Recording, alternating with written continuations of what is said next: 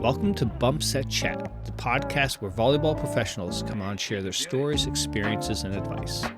And today, from out of system, I have Joe Worsley. Welcome.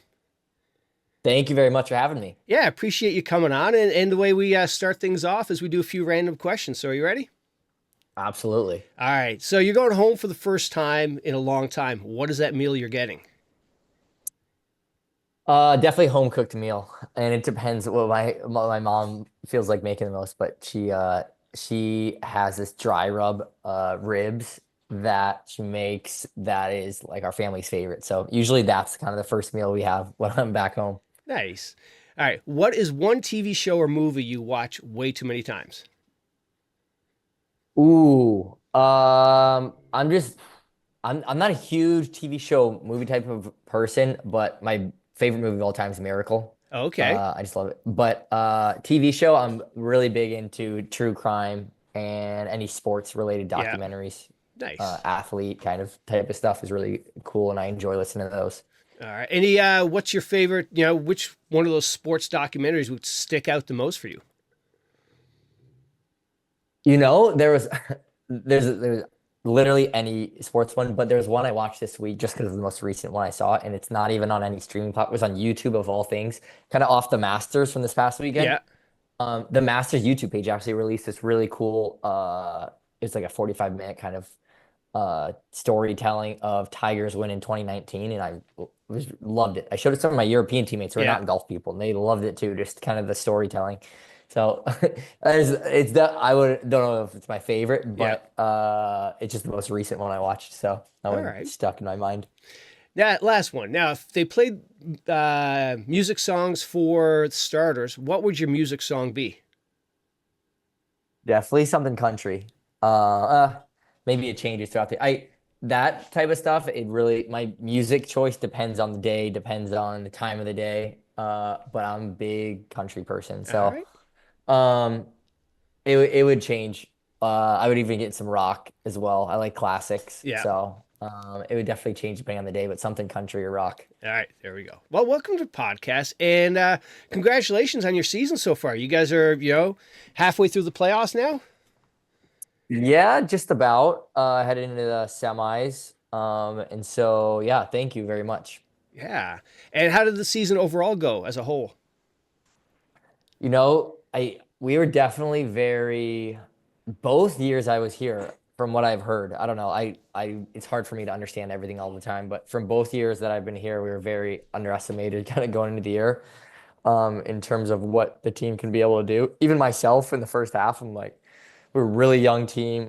We have some talent here and there, but still really young, and that sometimes is worrisome when you have to deal with like a 9 month long season and Yeah. we're playing Champions League, we're playing all these different things. And um, but I, to be honest, like we have just as much of a shot as anybody right now to take it home. So Yeah. it's been good. I think we've progressed a lot on a maturity standpoint, and we kind of figured out the right pieces that kind of where who needs to be where right now. And it's a good place to be right now. Had in playoffs that we figure that out, and yeah, exciting part. The most exciting. I tell everybody. I even tell the young guys here who are in their first years. I'm like, literally, the only once you kind of go through a few years of it, the only thing you'll remember is how you finish in the playoff. Yeah. Like all this stuff during the year, it's nice and it's fun. You remember like the guys, but you don't remember the result. You remember the results, what happens here in these next few weeks. And so, yeah, that's kind of my message to everybody. All right. All right. So let's go to back to where it starts. So where are you from? So I moved a bunch. I was actually born in Missouri. Okay. We lived in a small town, Fulton, Missouri, where my dad was actually coaching at an NAIA school, William Woods there. So that's where we were born. We lived there. I have pretty much no recollection of it at all. I think we moved when I was two out to Oahu in Hawaii. We lived there for 2.5, 3 years so a couple more memories there. Just we have a lot of family connections out there still, and obviously Yeah. we ended up going back to school there. And then my parents both got great jobs out in upstate New York in Rochester, where we lived for 9 years until 2010. We moved back out to Northern California. And that's kind of where we settled down for majority of our life, majority of our volleyball career Yeah. as junior athletes. And so, yeah, we kind of bounce all around in our childhood. So, needless to say, volleyball was an early start because your dad was a coach. Yeah, it was early. I mean, we played everything. My dad. So my middle name's Montana. So Okay. they were hoping I would maybe go into football. We played a lot of different sports, and in general, I think my brother and I were always like pretty athletic kids and could, hang in a lot of different Yeah. sports. And we just love competition and playing anything, even still to this day. Like we love every sport. We'll play over summers and stuff, all kinds of different stuff. So, um, yeah, volleyball we got into and we kind of fell in love right away. My dad wasn't even the one who introduced us to volleyball, to be honest. Oh. And how, like, when did you start playing? So I started playing. So Cal Wickens, who actually just retired this year, he was the longtime coach, both men's and women's. Most recently, just with the men at Nazareth, and his sons, obviously Owen and Spencer. We grew up playing with them. Like that's our first team we ever played with. The first team we were on, Robbie Page, Steve Odell. I don't know if those names ring a bell for anybody who maybe is listening. All the Rochester people will know. But those we were like 7-6 at Oh, that time, wow. and we first got pulled on. It was a 12 and under team. My brother and I didn't play a single point ever, but we were the most into it. Like we had guys on our team who would care more about like what they were eating in between games Oh, sometimes, and like jeez. we're my brother and I were just like extremely competitive. We never touched the floor ever, and if we would lose, we would go and like cry in the corner. We Oh, never no. touched the floor ever. But the other team, they were just running off to the snack shot. So from a young age, like we were very like dialed in to volleyball and just sports in general. We'd cry after every loss Yeah. for like 5 years. Then our dad had to talk to us like, you have to understand, you guys gotta react better to this and be a little more pissed off. And so we kind of went down the road of being a little more pissed off than sad Right. after that. Yeah. And now, I'm from the East Coast of Canada where, we have, boys play volleyball from middle school and high school and college and whatnot. But, when we moved down here to New England area, boys volleyball is not a big thing. So, growing up in Rochester, I'm surprised you guys, had a team at 12, under 12. Oh, 100%. I would say Rochester is a little bit of a pocket on the East Coast where volleyball is a big thing, even on the boys' side. Pace Bootleggers, the big club out of that area. You have Eden, which is out of the Buffalo area, and those are kind of the two main clubs in the state of New York.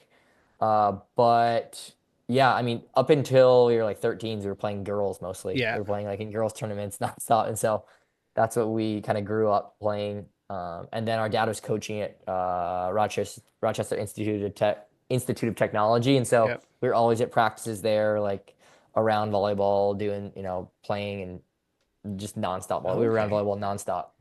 And now, many years later, you've got a business, you're playing pro. What is the hook volleyball has on you that, is taking you to be this successful in life so far? Yeah, I mean, for me, there's just been so many challenges that I've gone through in my personal career. Just amazing people in the volleyball community. The volleyball community as a whole is just so cool. I think, you mentioned with our business, the coolest thing that we do is our summer tour every single summer, and we host, 36 events. Um, but I really do try to, diversify the people that we're bringing, we're hiring for each specific event because I just love being around volleyball people, Yeah. different minds, and getting to talk to people. I think from my time going over to Europe, I'm in my 6th year here now.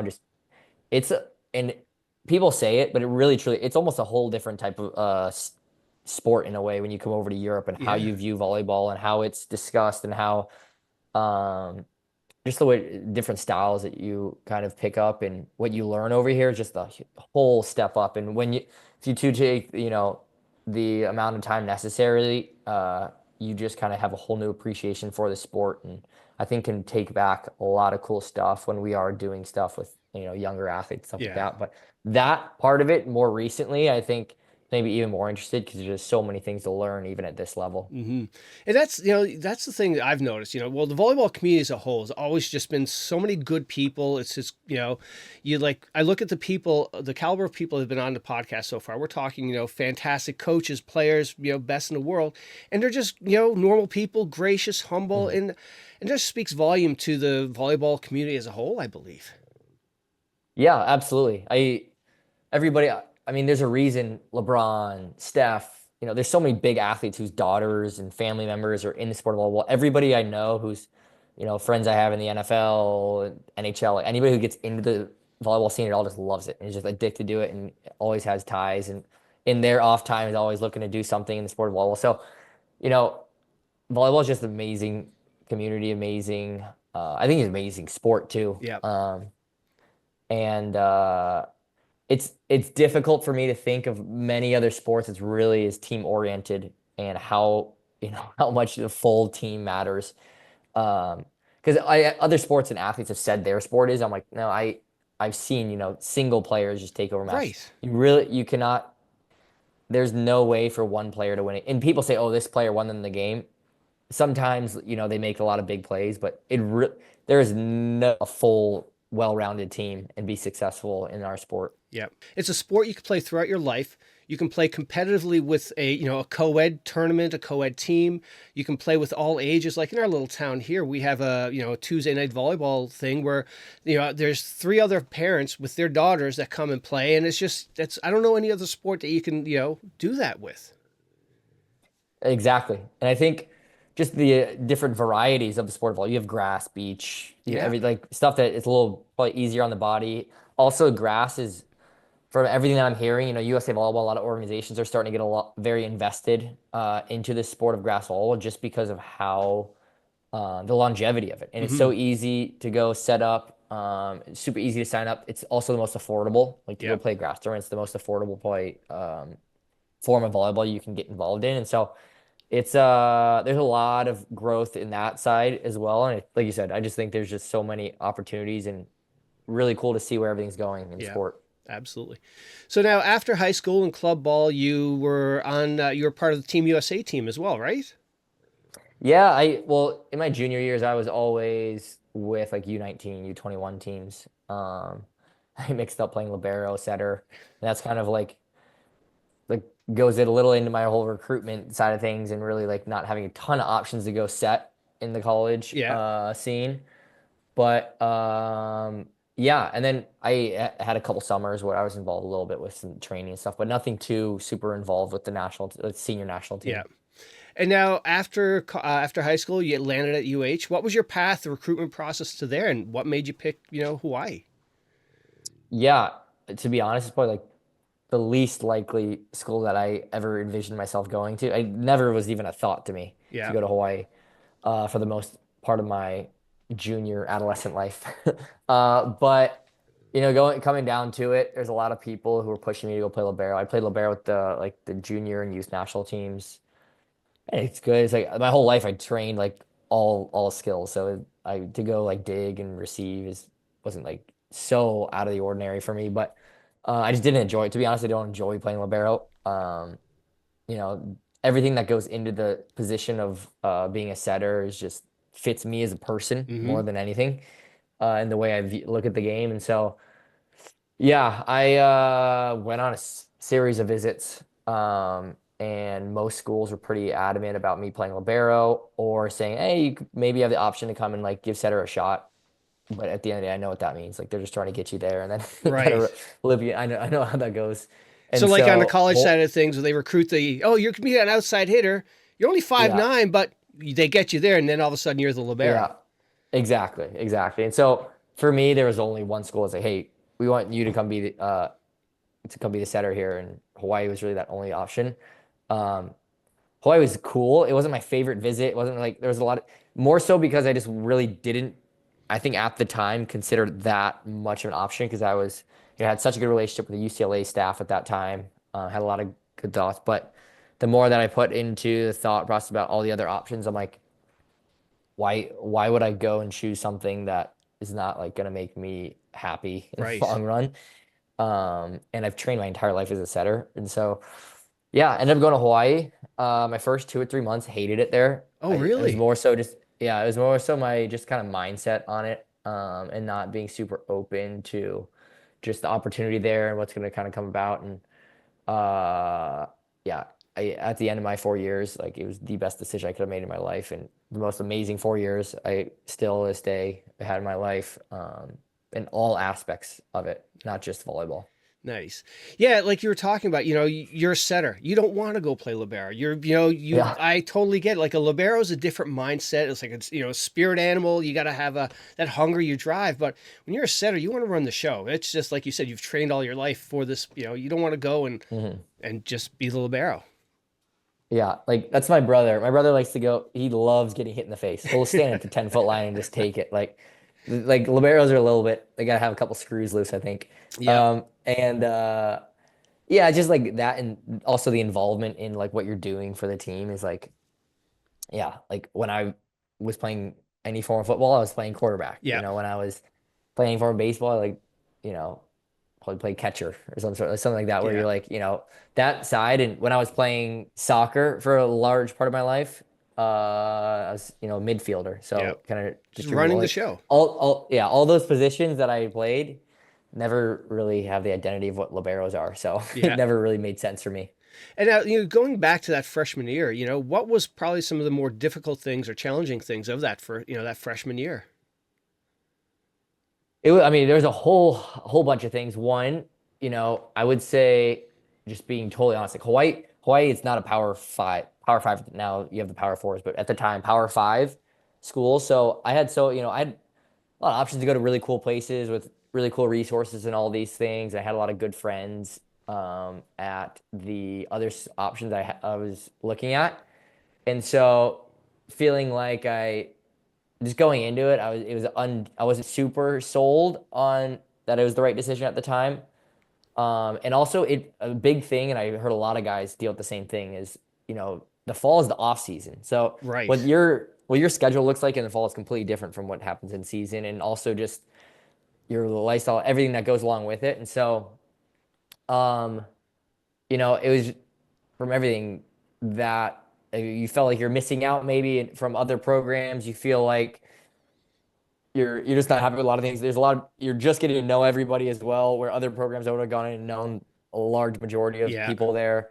Um, and so that side of things I think was difficult. And then kind of once I got a routine going, I got a good connection with all the guys there, the coaching staff, and built those relationships. Stuff started coming, and then season starts, and there's all this energy and really cool stuff happening. And then from there, you're like, okay, like things kind of settle in at Yeah. that point. Also, you're living on a completely different habitat than you're Right. ever used to. So, I lived there when I was super young, but that was also a big thing too, where you meet a lot of Europeans here because we obviously in Hawaii they always have a lot of Europeans and they're used to that. They've lived away from home since they're 15, 16. But Right.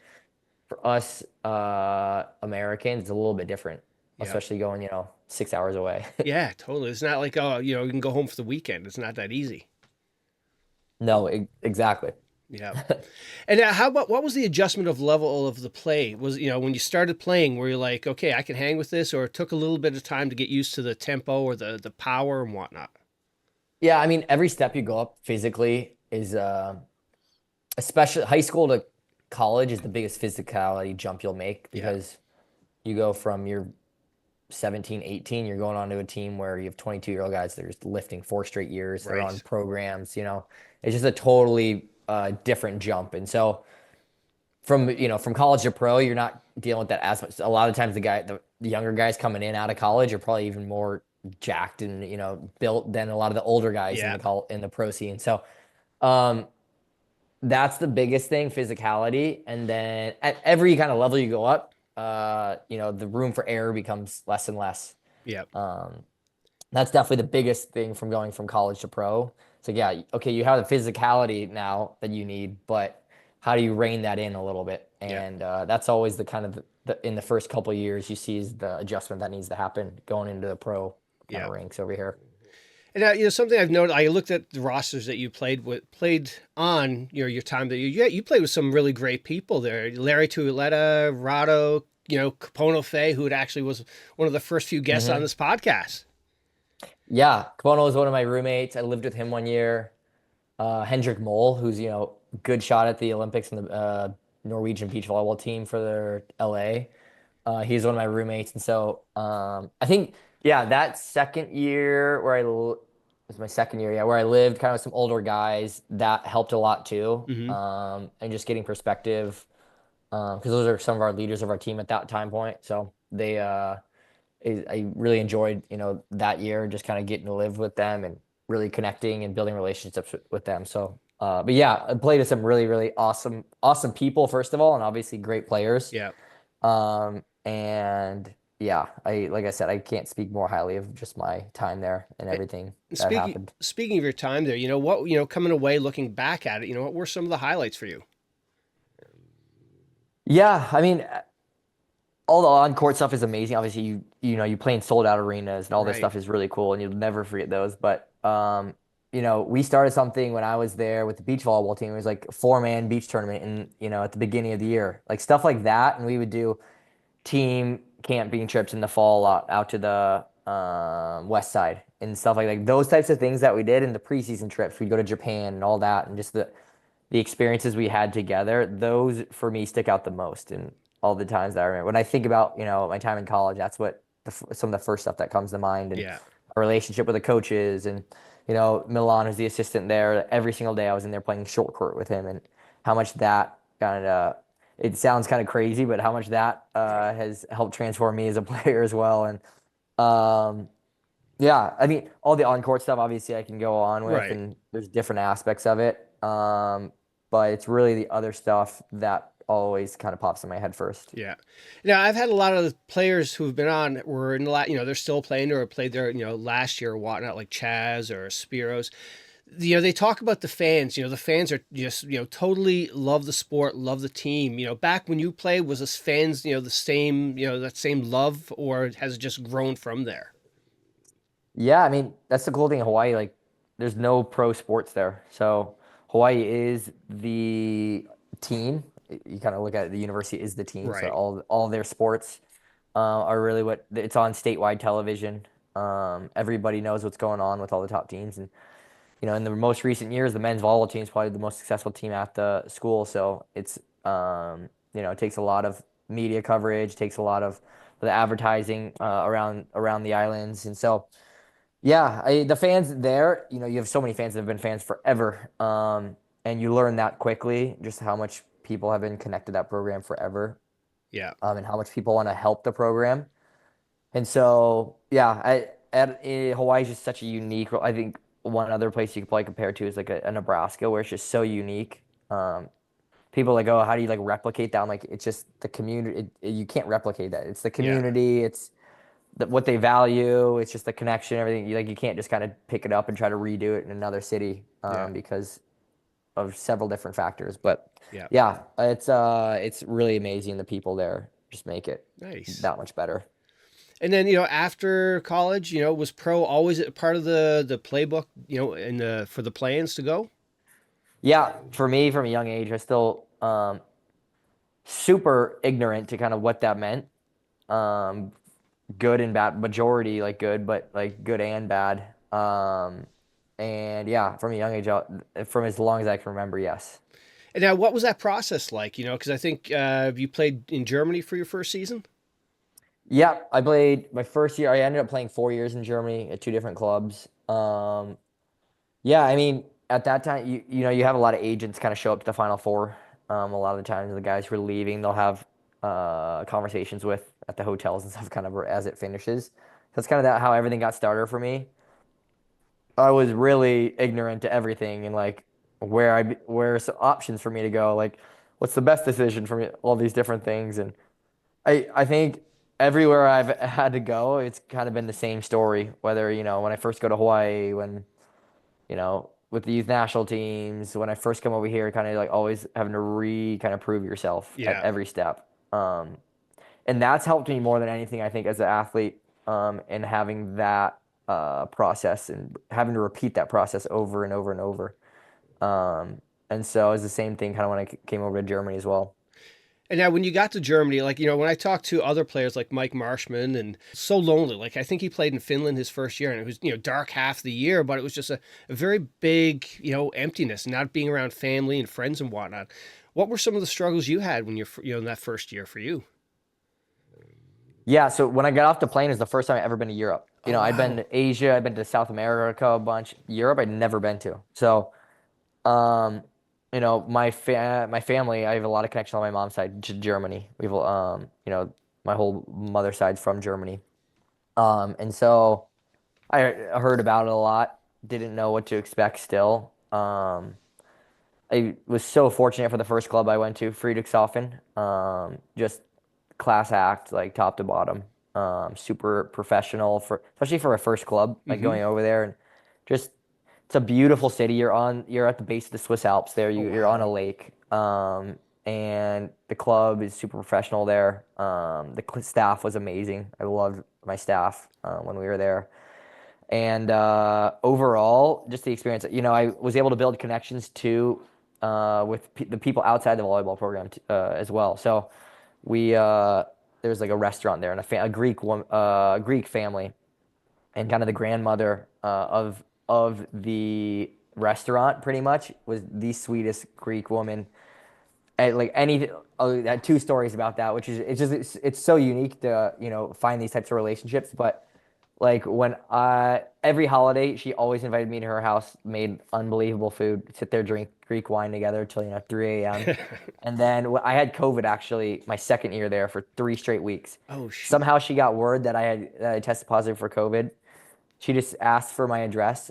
Every single meal, lunch, dinner, she brought me she homemade meals, entrees, desserts, Oh sides, my everything God. like freshly cooked. She'd deliver it straight to my house. So this relationship that I had with like this family and specifically with her and the different people of the town, like it made for me, I heard about some stories for other people, Yeah. and I had almost kind of the opposite side. I loved my experience in my first club. Obviously, you deal with the stuff with the holidays, being away from home and Right. stuff like that, but you kind of get used to that when you have a lot of people over here that you're connected with, and I'm still able to travel with like Micah and Gage and see them over the holidays and stuff like that, which makes it a little bit easier. Yeah. Yeah. Something I didn't know is I had Cole Hogland on a while ago, and he's playing in Japan, and the whole he said nobody on his team speaks English. They have a translator for the team, but when you're in play, when you're playing, you're trying to understand what's going on. It could be a struggle. At least over in Europe, English mostly everybody has English as a second language. Yeah, I've been really fortunate. Everywhere I've gone, it's all practices are done in English. Even here in France, we have an Italian coach, and so for the most part, I think all volleyball players, international volleyball players, are speaking English because you Yeah. have to have some kind of common ground for everybody to be able to communicate. I mean, you're running a couple cases here and there where Yeah. like one or two guys might not, but they'll pick it up pretty quickly. Yeah. Yeah. Speaking of practices, from the Hawaii guys that have been on, they say Milan runs a chaotic practice. Were his chaotic practices prepared you for the practices that you're going to, get into over there in Europe? Yeah, I mean, every coach I worked with is so different in kind of their mindset and philosophy of practice. Yeah, I mean, at first glimpse, yeah, Milan's practices are a little chaotic is a good way of kind of describing it. But once you get a really good understanding, like I would sit in his office every single day and he and I would talk and I would be like do one-on-one stuff with him every single day. Like I was just constantly around him and you get an understanding of how he views the game of volleyball and why everything has a purpose. Yeah. Like some people come in and like, why are we doing this? But if you understand how he views the game and why we train a certain way, for me, I still to this day like it's one of my favorite like gyms just to be in every Yeah. single day and just what you get out of it, and the amount of value and the amount of growth you make in that gym. Yeah. Um, so yeah, I mean, going from there overseas, like you, the Hawaii gym, I've never been in a gym where you get as many reps besides like my club days where we just reps. But Hawaii gym, you get just so many more reps. Overseas, it's a little bit more calculated in certain ways, and then you kind of get into the 6-on-6 a lot. And Yeah. I mean, every club team I've been on is kind of different philosophy how they want to play. And France, the most recently, is more like roll the ball out and let's go kind of Oh, play. And it's nice. a free, creative style, and we practice that way too. And so it's I love it and it fits me like really well. But it's definitely a different training style that I'm used to. Yeah, and just going back to Milan for a second, a lot of the players talk about that, that chaos that he brings into practice. But I love the logic behind it is like, so when you're in game time, the chaos doesn't feel like chaos. It's a calm, you're ready for it. Yeah, he puts you in like every possible situation and puts a lot of pressure on you. And demands a lot out of you, and it's exactly that. The purpose is like there's nothing you won't see in the game, or there's nothing you will see in the game that you didn't see in practice Yeah. at some point. And even how he prepares you for teams and the way that we do this was always so good. Like really getting an understanding of what the other attackers are going to do, how we're going to defend that, and seeing like live. For me, he does it better than anybody at preparing teams that I've worked with. Yeah. So yeah, exactly that. Like he really puts you in every situation and challenges you. Um, and yeah, I love working with him. Nice. And now, for your years you've been playing pro now, what have been some of the highlights for you? Yeah, I mean, it for me, it's been interesting road every single club. It's just such a weird thing. It's hard to explain to a lot of Americans kind of how Europeans view stuff. It's like the goals. There's some clubs you're like, yeah, our goal is to make playoffs. I'm like, my mindset's always win. Like I'm trying to win the Yeah. championship. But when you talk about like different levels of budget and stuff like that, it's gets difficult. And you can understand why because it's like they just have way better roster than we do Yeah. in general, like top to bottom. Like we could have like handful of like really solid players, but they just have so many options. And the one thing here at Chelmont, I think that separates always like Chelmont, Tour, and these teams is like you have options off the bench always. Like you Yeah. have really the other top French teams, I mean, kind of middle of the pack teams. A lot of times they'll have a good, solid starting lineup, but they have nobody to kind of revert back to. And so why I'm talking about that is like Chelmont's kind of like the first club where it's like okay you like have your expectations are kind of to win and be at the top um and so but it's the same thing for me. There's so many on the court stuff that happen and has some really cool moments, but it really is stuff like off the court and the Yeah. experiences that I've been to have living in Europe, like been able to do so many cool things and travel to some cool places, and those are always the things that stick out the most. And Yeah. there's a bunch of on the court stuff that's happened, but that stuff kind of fades away, and you remember kind of all we talk about when I'm talking with my teammates. All you talk about is everything outside of volleyball. Yeah. So It's sort of like with yeah, your Hawaii times. You remember those, the going camping with the guys and everything sort of non-volleyball with that team, that core, your yeah, brothers on the court. exactly. And that formula, and I can't speak how important that stuff is to performance on the court. Just Yeah. understanding the people and the that you're working with, and like I literally am on a team where if you're thinking about it, you have like different people, completely different cultures, completely different backgrounds, and kind of views of everything. And you kind of have to figure out and get a good understanding of like what makes them happy, first of Right. all, what makes everything click for them. And that's always the biggest thing. And the coolest thing over in Europe is like you just like deal with people like the cultures that every one of our teammates, if you look at our starting six alone that we come from is Mm-hmm. just so vastly different. Yeah. Um, but at the same time, it's so cool to be able to work with those type of people. Yeah. And at that level too, it's so much more than X's and O's. And like you said, you've got so many cultures. Everybody's got to be on the same page to be successful. It's not just who can hit Hmm. the ball well, who can set the ball. It's gotta you gotta have fluid and just everybody's a cohesive culture. Yeah, absolutely, absolutely, especially here in France. Yeah. And now, when it comes to game time, do you have any game pregame rituals you do, meals or anything like that? I, there's at one point when I was young when I had like superstitions and stuff, but I just got to a point where I'm like, there's nothing outside of stuff that happens on the court that's gonna affect obviously like how the nutrition and all that Right. stuff is important, and I understand that more than ever in the past few years, and taking care of the body and all these different things. Um, but in terms of like superstitious or things that I do, if I feel like napping, I'll nap. If I Yeah. don't feel like napping, I won't. If I feel like watching a movie, I'll watch a movie.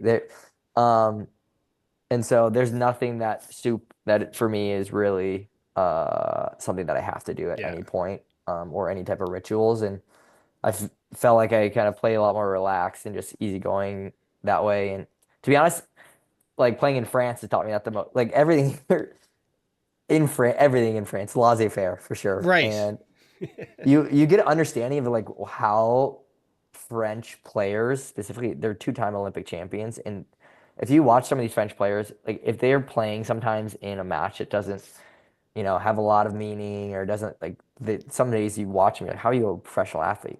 Hmm. And then when it comes to the big moments, somehow these players just like know how to Yeah. elevate their game to a whole nother level. And it's very like a French type. We always joke about it's very French type of style to it. And you look at the French national team, it's like, Hmm. okay, sometimes it looks like they're not even qualified for the Olympics. And then they get to the Olympics, it's like when it matters, they deliver. Yeah. And it's just part of the culture here for some reason. And but you pick up on that here. So it's like when it comes down to it, it's like when it matters, you got to be able to step up. You're Either you locked make the in. play or you don't. No matter what you do, what show you watch that day, if you take a nap, you don't. It's like at the end of the day, did you do it or did you not? Yeah, yeah. I noticed that when we were up in Ottawa last year for the VNLs, and just watching France warm up, they warmed up just kicking a ball around like just playing soccer, and there's like just Oh, they all do that no. here. Yeah. Yeah, I've never seen a volleyball team warm up before playing soccer. Oh yeah. And people would laugh at the stuff that happens here. Like before the game, this guy's out cigarettes and then straight into the game, and then five Yeah, aces later, and they're hitting 60%. Like crazy. crazy. Yeah. And now, a few minutes ago, you talked about nutrition. As you got older, you're realizing, okay, it's important to what I eat. I had when I was talking to Matt Anderson, he said he didn't discover that until later in his career, how important, eating and knowing, feeding your body what it needs versus the kids today. They go in, they drink their Dunkin' or their Starbucks, and they're, popping whatever they want to eat. It doesn't matter. But as you get older, it's so important. Oh, yeah. And I'm only 27, but even at this point, it's like I've been playing. This is my 20th year of being on a volleyball team of any sorts. And yeah, literally, like for me, it's like all I drink now is like water, sparkling water. Yeah. This is all I put in my body for the most part. Obviously, here and there, I have an occasional, like after a game, you know, celebratory drink here and Right. there. But for the most part, I eat the biggest thing for me is like being consistent with a lot of the meals that I'm eating and making sure I get everything that I need. But yeah, here at Chaumont, they do a great job of feeding us too. We get, home game days. We still get lunches, like full spread, really nice meals. And we're traveling, we're eating, steaks and Nice. like nice meals and a good, well balanced meal. And so they take good care of us from there. But um, we're also professional athletes, so we're working out a bunch, and so here and there, it's okay to like, go and have some sweet treats and stuff here and there. So I'm not like crazy about it, but I Yeah. know that you have to, you can't be eating just crap all the Right. time and expect for your body to be able to recover fully. Yeah, absolutely. And now, in the game, you have a couple of bad plays. What's your go-to to reset, to refocus? Oh, there's some things I might recommend, some things I don't recommend because I'm like even I think this is a big thing. I tell people this all the time because I live by myself obviously for majority of the year and I just talk to myself at times like in my own house. So even on the court like I'll have conversations with myself on the court and um even I think most people who play with me even more recently know just like I don't think too much about pass plays. Yeah. I mean, I'm very aware of like what's going on the other side of the net and kind of stuff. But if I, am jumping off from 12, 13 feet and try to set the middle and miss it, I'll do it again the next play. Like for me, I have no issue trying to repeat. So I think to be honest, and the highest level setters, there's so many setters who can like set to a target and have really Right. good hands and clean hands. But you gotta have the confidence to be able to go and let it rip at the end of the day. That's like a huge part of being a setter. And no, not just nonstop, but you have to have the confidence that you can make any set from anywhere. Absolutely. And so I think that's a huge part of setting, and really what separates setters because there's tons of good setters out there with like good hands and Hmm. deliver nice balls. But it's like, okay, like do you make the right decision like when it matters? Are you putting your team the best? And then also when maybe you have to take a risk here, do you have the confidence to go and do that? Yeah. And so there's so many things that go into setting. But for me, I never have felt like I have an issue of overthinking anything at any point. Um, and yeah, I'm big like self-talk. I'll talk to myself all the time. Like if I need to kind of fire me up, I'll fire me up. If I need to just like I don't know if I can swear, but Hey, dude, crap on it's your myself. podcast. Shit. It's your rules. Yeah, So, yeah. Yeah, shit on myself at certain times where I'm just like pissed off of myself. I'm yep. like, you suck right now.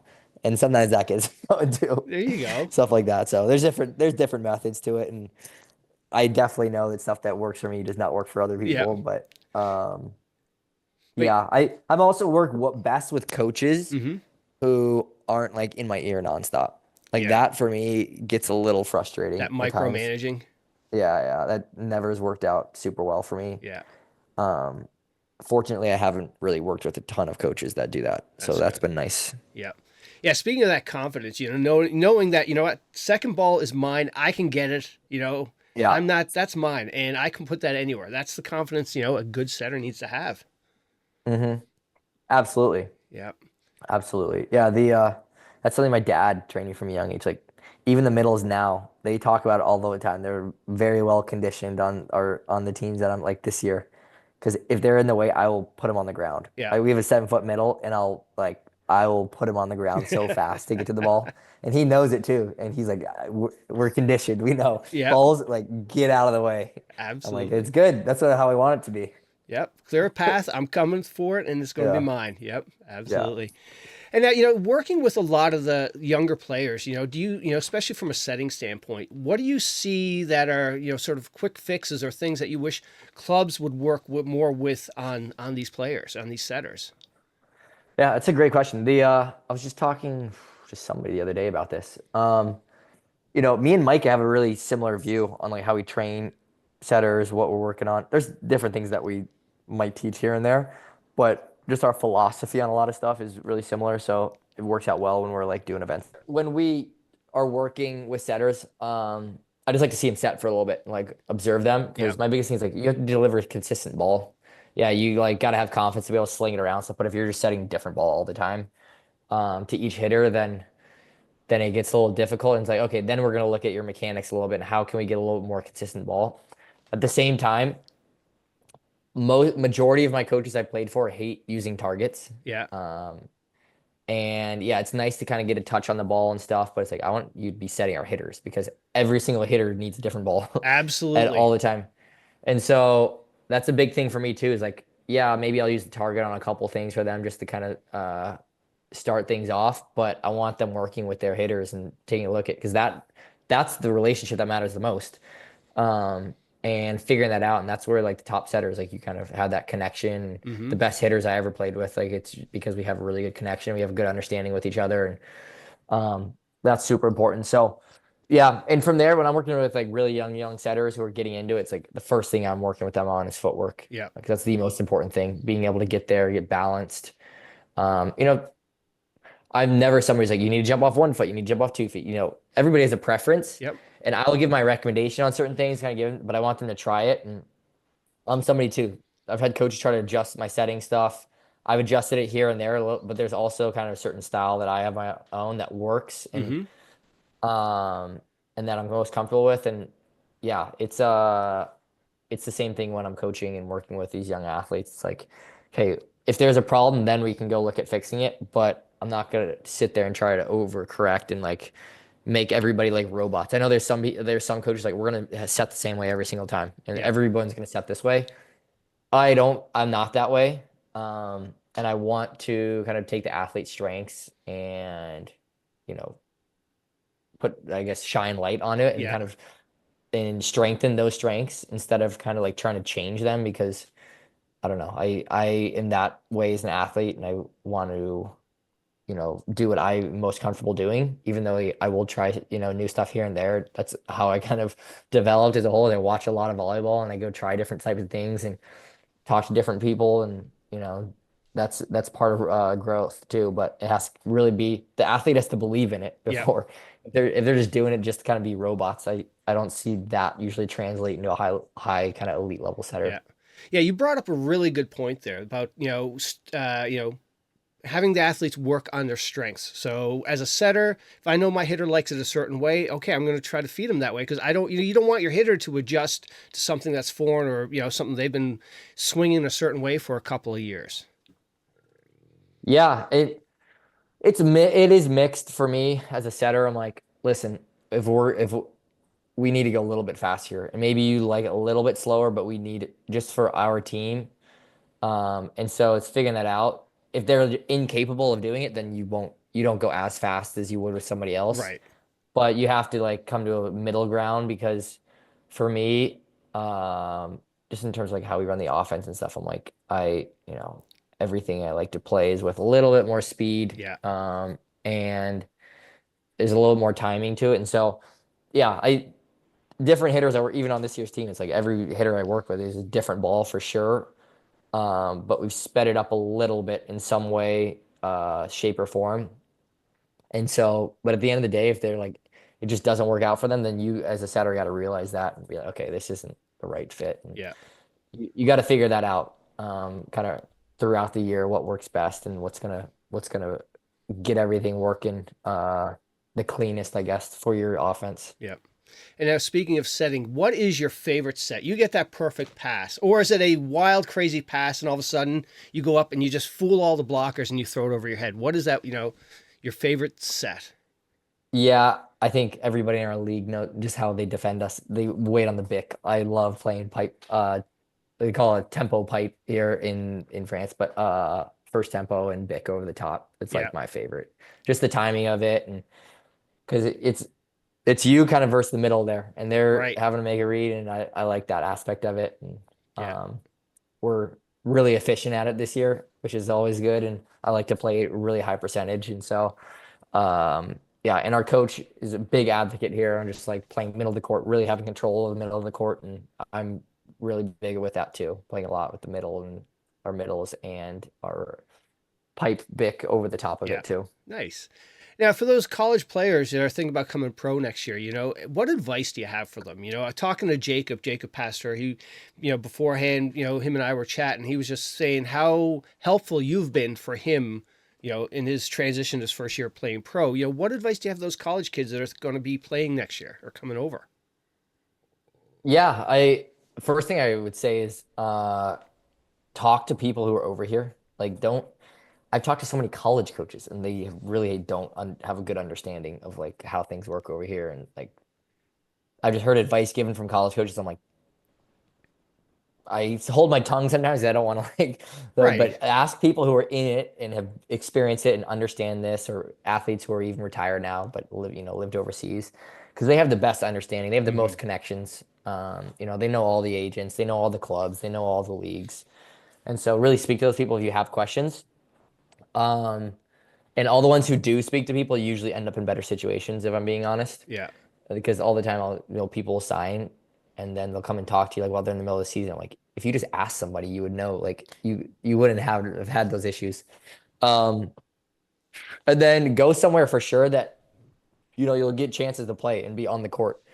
I think it's important that you go somewhere where they're going to give you the opportunity to play, because that's where you develop the most. And signing is like a third outside some places is not a bad option, or it's like as a third middle in those positions. But if you're like setter, opposite like these positions, you need to be on the court and experience. And even if you go to maybe a lesser league, lesser team, lesser whatever, don't be focused on the money like right off the bat. Yeah. Um, because so many guys have gone for that and then it just doesn't work out well for them.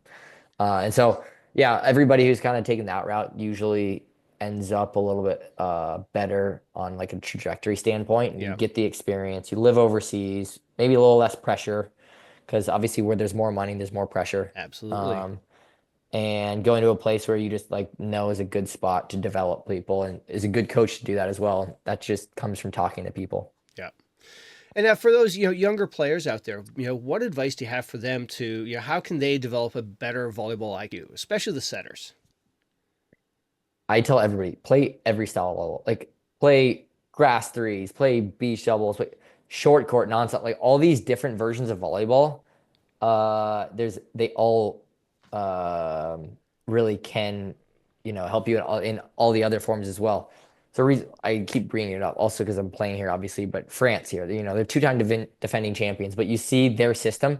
These kids aren't playing 6v6 until they're 15, 16 years old. They're playing threes indoor, I've heard threes that. beach, threes grass. A lot of these countries over here, they're playing every skill and they're really becoming well-rounded, all-round players. And you watch the way that they played the game and just the IQ that these guys have over here is just on another level. But it's because their whole life they've played in that type of environment. Yeah. So for me, I tell that's the biggest thing with the athletes. Like, get it and watch. You have so much access to volleyball now. Like if I had the same amount of access, I tell everybody my favorite website in the world is Volumetrics. Yeah. I don't know how many people know about Volumetrics, but I literally have every single match scouted on one website here where I can go watch any match and watch it in 15 minutes and just crank through it. Yeah.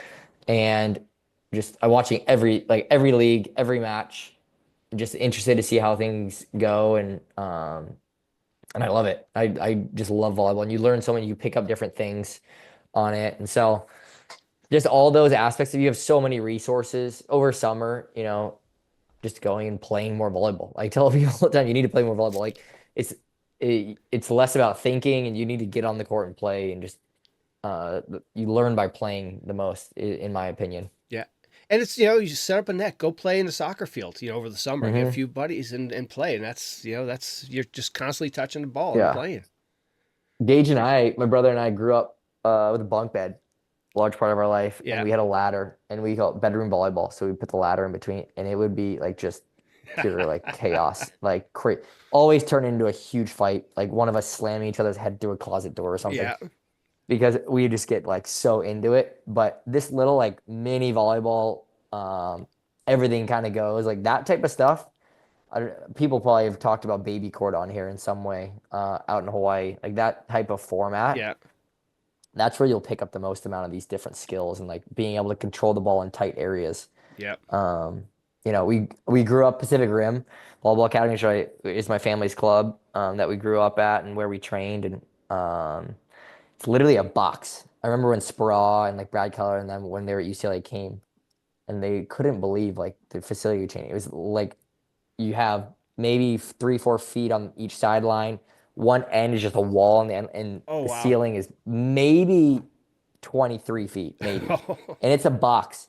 And so how you learn how to defend and receive and set, everything's just super controlled. Oh, wow. And so that's the environment we grew up in. And that's what I say, like these small court forms of volleyball is the best thing that you can do, because everybody can get up there and hit the ball hard on a Right. big court at a young age. But it's all the other skills that really matter. And again, Europe, they do such a good job of developing those parts of the game. Yeah. Yeah, I had Tegan DeFalco on, and she was telling about, as when she was growing up, her and TJ, they'd have like these weird little, TJ would come up with these weird games and just, playing weird, crazy nets. And yeah, but, in the end, it's benefited them both, control and they're playing at top Mm-hmm. levels now. 100%. Like that, yeah. All that stuff is when I see that type of stuff. And for me, like I said, we host without a system every summer. We host 36 something events. And when I walk into a gym and immediately kids are on the court playing short court, like that's when I know, okay, like these, I can tell you immediately before even starting the clinic or camp, the type of kids we're going to be working with, and what type of or how enjoyable it is to kind of work with. Because the kids who you have to kind of push to play, Mm-hmm. like you're never gonna get to the level you maybe want to get to Yeah. that way. The kids who just love playing are just nonstop wanting to play more and more and more. Like that type of attitude is where the kids will develop the most. Yeah. Yeah, I remember so I grew up in Newfoundland, way on the east coast of Canada, and big fishing community and whatnot. I remember our first net we built. We used my buddy's dad's old fishing net and strung that up on like 2 4x4 posts, and that was our net. And we had ropes, and but I'll tell you what, the ground was not level. We had rocks, but I can't tell you the hundreds of hours we played volleyball there. It was just the best memories. Oh, absolutely. Last summer, even maybe 2 summers ago, like Micah, he had one of our buddies' house in Hermosa Beach, and they have this thing called, I forgot what they called it, but basically the court is a almost like a Christmas light hanging like, in a random location, and the court is the weirdest dimensions. Like it's like with these garden like steps. I don't know, but the weirdest form of it. But it was the most heated like 3 hours. You just like create, like you said, you just create these different games Yeah. and just go at it. Oh, nice. And looking back at your career, who's been some of the most, is there one particular person that's been the most influential or biggest mentor in your volleyball growth and in your career? I mean, absolutely. Like my father. from volleyball standpoint, like he coached us from when we were, 8 years old till 18. So majority of our youth developmental stage, everything there has come from my dad and just the discipline and the mindset. I think that's a huge part of like the confidence and the aggressivity in like big moments comes through, everything through our dad because he's that way. It's Yeah. like he always has a phrase like those who hesitate lose always in every phase of life he says Yep. it. So it's like, man, you gotta like be the aggressive one, assert yourself. And that's just kind of the mindset that my brother and I have always kind of played Yeah. with and had. And so for sure, he's, one of the big ones. Milan, you mentioned for me, has always been a really big one. And there's been small ones here and there that I've worked with, even over here in Europe. My first team I remember still that I was over here with Friedrichshafen, and I had a setters coach, and he'd go with me on an off day, go with me every day, and just would work with me nonstop, and just like to work with me a setting. And there's a bunch of coaches like that. And you have, obviously Charlie Way, the head coach at Hawaii, and who gave me the opportunity to be the starting setter there, and kind of give me the reins and allow me to the creative and open things up differently than he had in the past. I Yeah. think with other setters. So Josh Walker just at Hawaii, the whole staff at Hawaii for sure. Yeah. In different ways was extremely instrumental in my career. So yeah, I think every coach sticks out to me in some way, but those are the ones that all for sure had the most amount of time with me, Yeah. uh, and that I remember the most with. All right, nice. So, you're not just, Joe Worsley, the volleyball player. You are also one of the founders of, Out of System. So, what is Out of Mhm. System? Yeah, you kind of you briefly went over at the beginning, just saying how like it really started off as a podcast. So out of system, we always describe it to people. It's a volleyball lifestyle and media company, and so for us at this time period, it really shifts around in kind of what we're involved in. But really, what we are is we want to be known as kind of the all volleyball guys in a sense, and we do have a piece in kind of every community of volleyball and every kind of part of the game, especially in the U.S. And so we at this point really what our business is it's a summer tour in Yeah. in the 3 months that we have going on over summer. During the rest of the year, we do cool content and fun content things, and we do things here and there, but really from a business standpoint, what we do is we host a summer tour every single summer. And we host, like I said, over 36 events. Last year we filled up every single event that we ran, and we take an RV and we drive for 2.5 months across the US and work with a lot of the biggest clubs, a lot of the biggest organizations, and fortunate now to work with a lot of the different brands and different forms of partnerships as well. Yeah. This summer we'll be doing media for USA Volleyball at their junior national championships, and then also going to be with Big Ten helping out with their media days as well this summer. So doing some cool stuff with different types of organizations as well. But I think how out of system could look when we're finished up playing is a lot different. Maybe Yeah. we've had a lot of conversations about that, and I don't want to say stuff here that's Yeah. not. But yeah, I think there's a lot of cool opportunities we get offered that unfortunately we have to turn down because of our current lifestyle and we're Right. playing pro, and it's a bummer at times. But at the same time, we know there's a lot of value in like playing pro and what it does to out of system. Yeah. So it's really transformed into we call it a lifestyle brand because it's everything. Like you know, what our we pretty much took what our personalities and our life and our lifestyles are and put it into a form of a brand and what we love to Yeah. do. And that's the best way I can kind of All describe right. it. And I think people, if you come along and are able to be a part of some event of ours in the summer, outofsystem.net for those who are interested, to go sign up for anything. You can kind of come see just the energy that we create with the community and how much effort we put into just the quality of the events. And specifically, as well as with the partners that we're working with those events with. Nice. Are we going to see that van come up through New England, maybe? So to be honest, we in the Northeast, we've always looked for different things. There's never been things that kind of are able to work whether it's dates or whatever it may be.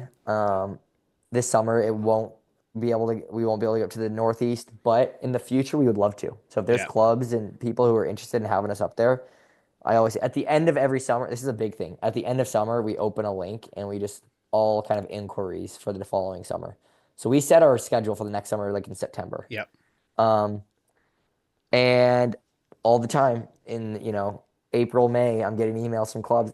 Can we get an Oh event? yeah. I'm like, oh, it's more than booked already. I'm sorry. Like I tell everybody, you gotta like get on it. Even during the summer is a good time. When we're at events and stuff, like come up to us and like try to get stuff scheduled because it's about we wish we could get to everybody that requested it, but it's just like we don't have enough time to. So we kind of have to strategically do it every year and see and try to get to as many locations as we can. And yeah, we would love to come to the Northeast though. So if there's clubs interested or groups or interested, we'd love to chat with them about next summer. Nice. And going back, so it all started as a podcast. And who were the guys that started it? Started off as a podcast with Gage, Max Rosenfeld, and Rattle Parapunov in a bath. We were all in bathtubs. No idea why we were in bathtubs. We were doing it was, if you go look at the first episodes, I think there was maybe one or two things about volleyball. Other was like world news, like just Oh, hilarious jeez. stuff. We'd go back and watch it and they're like on the floor laughing. People still to this day reference stuff. Then after a few weeks, all right, we're gonna turn to a volleyball show. And Gage and I at that point, kind of during COVID, got to the same location and we put together a makeshift studio in our parents' club's like meeting room. And we would literally, because at that time you had all these athletes that had nothing going on, so we could Right. get anybody we wanted on the podcast. So that is easy. And we would just every 2 days be ripping off like Oh this wow. volleyball show, and we would come up with segments like ridiculous segments. My brother was wearing costumes, like ridiculous costumes, and people were loving it. And then we went out to this volleyball tournament midsummer. Never heard of it. This tournament called Walpaca Boat Ride. We're like, never heard of it, but we're going out, and it's the only thing going on this summer. And we went and crazy story how we won that tournament. And still this day, I don't know how we like. Some crazy stuff happened, but yeah. And from there, like people started reaching out to us, hey, we want you to come out to our event, and we'll cover your lodging, and that we're like, okay, it's kind of cool. And from there, it's kind of we started. We brought Micah on in that next year and Yeah. started developing into a type of business. And then we had people reaching out to us about like different like business type stuff. We're like, Right. we have no idea. So then we had to get incorporated and we had to do all this stuff with there's all these things that have had to happen in the past, 3, 4 years. It's only been 5 years that we got Oh it going, wow. and now we have some like really cool opportunities that could develop here in the short term future Yeah. that could really make out a system blossom and really turn it into a big time thing. Hopefully, is the goal. Yeah. But we're still rinky dink and at this time, and we do stuff in very grassroots. But yeah, we love it. The most important thing is that we do love it, and we Right. just love the lifestyle of it too, and what we're able to do over summer is so Yeah. cool. And now, just speaking of the podcast alone, any particular guest that sticks out is like, wow, I can't believe we had that person, or just somebody that had such an amazing story. Like, I didn't know that. Where did that come from? Yeah, I mean, oh my, there's so many. I can't tell you the amount of podcasts we get off. I'm like, I love that. Like, I thoroughly love that podcast. Yeah. Um, and some of them weren't even the most like our our community wasn't even like that interested in, or the listeners weren't that interested. Yeah. But for us as people, um, trying to think the ones that are top. Obviously, you have a lot of the people who like listening to the big names, so, and those are Right. cool, and those are always interesting conversations. But it's a lot of similar stuff there and similar Yeah. stories. I think recently, um, Coach Katie over at Penn State, Yeah. that conversation was awesome. We really enjoyed that conversation. After they won, her story Yeah. obviously is really awesome, and just everything that she's had to go through. Kalei Mao, who's super, she's now finished up her volleyball career and she's actually she is dating one of the linebackers of the Patriots, so she's up by Okay. up in your neck of the woods a lot. And so her story and her love and passion and everything, like when you get off, you just like are just so happy. Yeah. and really appreciate just people like that. And she's somebody that I remember after that podcast stuck Yeah. out to me like, wow, that's just awesome. She's such a great person and has done a lot of stuff for out of system too. Like she's, flown out to different events for us and really helped us out with a lot of stuff. So we've been so appreciative for her. Nice. Yeah, I had a similar, like, you look back and you have the names and then like you like the stories. Like I had Tim McIntosh on, and how he started playing volleyball was he didn't play until 18 after his dad died. His dad was really close with his daughter, helping her through volleyball and everything. So after he passed, Tim started to pepper with his sister essentially, and that was his footprint into volleyball, playing college, and then part of Team USA and playing overseas now. It's just like those are just such cool stories. Exactly. Yeah. Everybody has does have different stories. Um, but those ones are the most interesting. It's like, how on earth did like you get into the sport of volleyball in some of these Yeah. places? Yeah. It was like one of your ex alumni, Chaz Galloway. He got in because he had his fourth concussion in football in grade eight, and his mom signed him up to play volleyball without telling him or his dad. Like, yeah, you're playing volleyball. Yeah, exactly. Like there's Yeah. we even have like Shane Holdaway, our middle this year, and Shawan, he didn't start playing until he was like later on in high school. Oh, Like wow. really did and now he's playing at an unreal level this year for Yeah. us, in France here and he's had an amazing season and there's tons of people like that who didn't start playing till like Yeah. late in their lives. So Just cool. yeah, cool stuff. Yeah. And now, with Out of System, when you guys started the podcast and to where it is now, was it just a sort of a gradual growth, or were there some key events that happened that all of a sudden, like, holy crap, we're getting calls from everybody now and things? Yeah, I mean, for sure, it's always interesting when like different people who are like investors like reach out. You're like, well, what do you want to you want to invest in Right. us? Like something like that is like, all right, that's cool, but not we're not looking at anything like that right now, or ready to look at anything like that right now. Um, but definitely whenever we've had any groups like that reaching out or talking about stuff, and then when you have like major organizations reaching out in the volleyball world and like wanting kind of a piece like us to be involved in their Yeah. in their plans is always a really cool thing. And they they always I always tell like our crew, there's sometimes we have to go in and almost like kind of show them the type of community and energy that we have. Yeah. Like last year, USAV, we go to the event and it just like slam packed. Our we had a short court set up. And it just like kids were just loving it. And Oh, they're like, wow. and so they're, both of us were like, we gotta make sure we build upon this. And now they're, bringing us out and we're hosting like a volleys tournament the day before Yeah. boys junior nationals and doing some like other cool stuff with them. But all these different organizations who reach out and we'll see with everything going on with all the new leagues and stuff. We'll see kind of where things go. That'll kind of be on the back burner. Yeah. I could see for my brother getting into like TV. I told him like still to this day, there's people who reach out and now that we're doing stuff with Big Ten, maybe there's some other stuff that could open up, especially for my brother who's just like personality wise, people are so attracted to like his like brands and stuff just love like his creativity and everything Yeah. is just so unique. And I think he has a lot of opportunities to go into different things as well that could kind of fall under the out of system Yeah. umbrella. Um, but yeah, I mean, Were there there's not like events? one. Were there I would events? say I would say the one thing probably is when I went to the crew and said we need to go on a summer tour. I don't know Yeah. where I came up with this idea. It was the February before the first one. And Micah wasn't going to do national team. Like, we need to just get a minivan. At this time, we never had sold any merch. We never did anything. I just had this idea. We're going to get in a van and we're just going to drive. Yeah. And we're going to go to the biggest volleyball events, record it.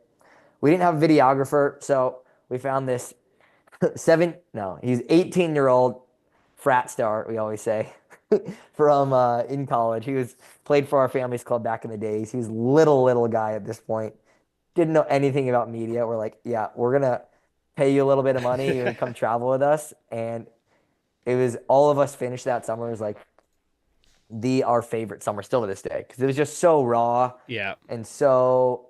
now there's a lot more organization to everything and things are a little bit on a bigger scale. And Back so, then it was which is shooting from the awesome and hip. it's cool. Yeah. Back then it was like, oh my gosh, the stories we had, we were like, it was crazy stuff going on. And we forgot about the time change, showed up to a clinic an hour late. We forgot that we literally were driving through Indiana and all of a sudden the clock flips forward an hour. We're like, oh crap. We did not plan this very well. Oh Like stuff shoot. like that. But the first summer it was just awesome. That whole concept, like, oh, and then some other people so I kind of started getting into like a camp series. Like we Yeah. saw we saw a lot of stuff pop up that we kind of started almost like the thoughts um first in a way. We thought but everybody does it in their own way, and we always try to kind of do new stuff and try to make it a little bit more unique every single time we can. And yeah. And Nice. now, our Hawaii event is really cool. It's the biggest outdoor volleyball event that's ever been in Hawaii. So that's growing every year. This Nashville event that we're going to do this year is just going to be Yeah, that awesome. looks cool. Yeah, it's about a max out. We're this year we'll be limited on how much teams we can allow. We have some really cool possible locations lined up for the future that we'll expand to, but this year we just want to run it and do a really good job with it, and it's going to be amazing and a good time. And it's about a max out. So anybody who wants to sign up and hasn't, make sure you sign up because we're going to have to cap it at some point here. Yeah. Nashville's such a cool city to begin with too. I love Tennessee. I've been telling people for a while I could see myself living in Tennessee. Yeah. It's somewhere in Tennessee. Yeah, absolutely. And speaking of your brother, that was I had asked Jacob Pasher to send over a question or two, and they weren't as bad as Kurt Nurster's for Coles, but so he said about your brother. He said ask Joe about Gage's creativity with out of system. I'm not sure if there's a backstory to that or Yeah, I mean, this kid, I can't tell you. So you see like the content that goes on our platform. Sometimes you just shake your head. You're like, oh, he's like a viral machine. I don't get it. Like he just will come up with an idea in 2 seconds and it'll go off, 15 million views sometimes. And you're like, wow. where do you come up with these ideas? Um, and he's the thing is when people meet him in person, they're so thrown off by just how like serious he can be and like how uh especially as an athlete, like how competitive and everything he is. And when you see him online, you have a whole different, I mean, he's very fun personality in person and Yeah. fun to be around, but his switch is impressive. And people are always thrown off when they meet him in person just because of what they see online.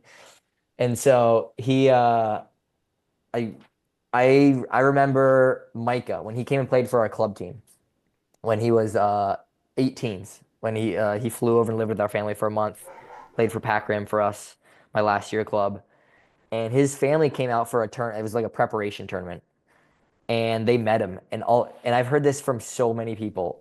Everyone says he is the most unique person you'll ever meet in your life. Like so many people have told me that of everybody they've ever met in their life, and it's Yeah. true. Like he's so unique, so creative, so quick-witted.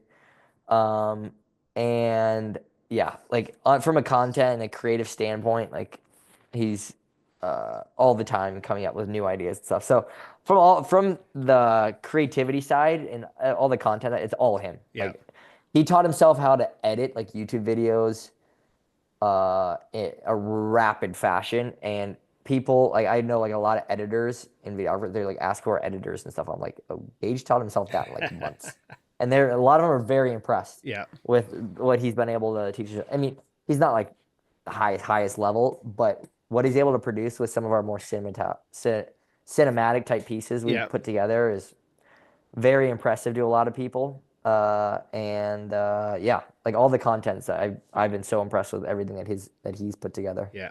Yeah. Speaking of that serious side, I was watching some videos before, getting on a call with you guys or with you. And there was one video where you guys are playing a bunch of a best 17s team on the East Coast or something like that. And he was mic'd up and you just see how serious he is. Like, just calling out what's going on. And it's just like, yeah, so different than, the videos he makes and whatnot. Yeah. Oh, we're doing a lot of those videos this summer, by the way, because so many people love that type of content. So we plan a bunch of with a lot of our coaches, we planned a lot of like games against the top clubs Yeah. across the U.S. So it's gonna be cool. It's cool content. It's cool to interact with those kids, and the kids love it. The kids get fired up about it. Yeah. And yeah, no, any competitive thing, like if you watch any of our grass, like he's just dialed the whole Yeah. day. There's no joking around at those. So I said, yeah, people are always surprised from when they see him online, but this kid, like his content ideas, I really don't understand how he understands uh like the algorithm in our community in the way he does. He just Yeah. immediately he knows like, all right, this video is popping off, Yeah. or like, he'll know it right away. Nice. And there's just not a lot of people who have that type of, I guess, originality and Yeah. creativity and understanding of that. And yeah, it's good. It's a huge asset for Oh, us. So absolutely. And now something I saw in your that popped up, you guys dropped a bunch of shorts on it. Is your club? I think maybe your last year in club, the caliber of people that were on your team and you guys were fighting. Like it was TJ. It was like holy. It was like a who's who of current volleyball players out there playing pro. yeah, that championship match, I mean, you look at just like where everybody went, who's still playing. Like there's just so many people still playing.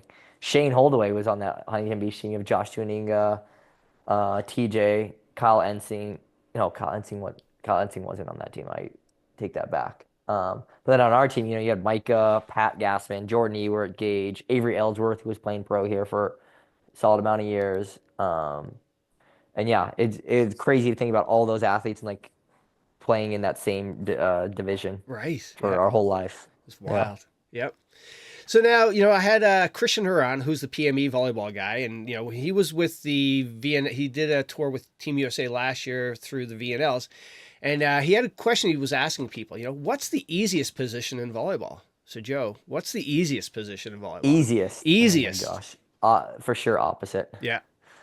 For sure. Micah and I were talking about this the other day, actually. I mean, opposite almost is getting easier nowadays, too. And yeah, opposites are asked usually to score important balls and stuff, but just from a skill perspective, I know so many like successful opposites who literally just jump high and hit the crap out of the Right. ball. Yeah. And it's good, and that's what they need to do their job and be able to block and Yeah. hit the crap out of the ball. So yeah, I would say opposite for sure. All right. And then I had Eric Shoji on, and him and Taylor have this thing. What's the hardest position, toughest position in volleyball? And there can only be two, in my opinion. But Yeah, what's your opinion on the toughest position? yeah, and I know the middles are gonna hate it. It's not even close. The setting position is the hardest position in Yeah. my opinion. Um, yeah, for a lot of reasons, but for sure setting. Yeah, I had another U.S. pro player that's over there in France. Actually, Mason. He said it was libero, and that one got a couple chuckles for some people. But you know what? It is. You I have will one job to say, do. yeah, I will say I've seen liberos play really. I've had seen teams with really bad liberos win championships. No team with really bad setter is going to win a championship. Yep. No team with bad. I've seen bad middles teams and they've been pretty successful. But I know middle is very. I would put middle behind setter and then outside behind that. Um, but just the thing with me for middle is one, they only play three rotations. Yep. So I know there's a lot of aspects to middle that are difficult, and I would never want to play middle myself. But uh, I just think about like how the importance, I guess, to the match Yeah. and what it does, and How many that's times you kind of what touch I a think. ball? You run the Yeah, offense. It's Yep. yeah. And this the decision making, how much you're criticized. Setters, like you're criticized on every single touch. Yeah. Every single touch. If a middle hits, and they miss a couple balls or they get dug on a couple balls, then it's part of the game. Yeah. But or in a perfect situation, they commit block sometimes and Hmm. doesn't get set there. It's still a good decision. Setters, your every single ball is criticized in some way. And you got to get to that second ball no matter what. Yeah, Yep. exactly. Absolutely. And now away from volleyball, what do you like to do? Well, to be honest, without a system nowadays, it takes a large part of my free time. So I'm on a lot of calls pretty Yeah. frequently, getting stuff, fixing stuff, trying to get stuff scheduled and organized. We have people throughout the entire world who are, working for us. And so Wow. just getting everybody on the same page, making sure that things are getting done in a timely manner. Um, and then on top of that, I'm finishing up my master's. I'll be done with that in the next 4 weeks. So I'm stoked about that. Wow. My parents are very happy that I'm finally finishing that. I bet. So I have that. And then besides that, I'm pretty casual. So every once in a while, like I said, I might watch a show or a movie. I like to go out and just here in Europe, it's part of the culture. Just go out with a couple teammates, maybe Yeah. play cards, get some coffee. Um, on a rare occasion, I might go to another city and do something fun. Well, But over the summer, oh yeah, over the summer is like where I'll do like more fun. Like we'll go to amusement parks and stuff yeah. like that. Like I like to do stuff. In general, like when I'm here, I'm pretty low key just because, especially in this town we live in, there's just not a lot to do. Yeah. But when I like over summer and I'm kind of off, I like to be active and go and doing stuff. And Nice. Yeah, but that's the nice thing about Europe. So many big cities, nice cities are, a train ride away. It's just one of the nice mm-hmm. things you should take advantage of when you're over there.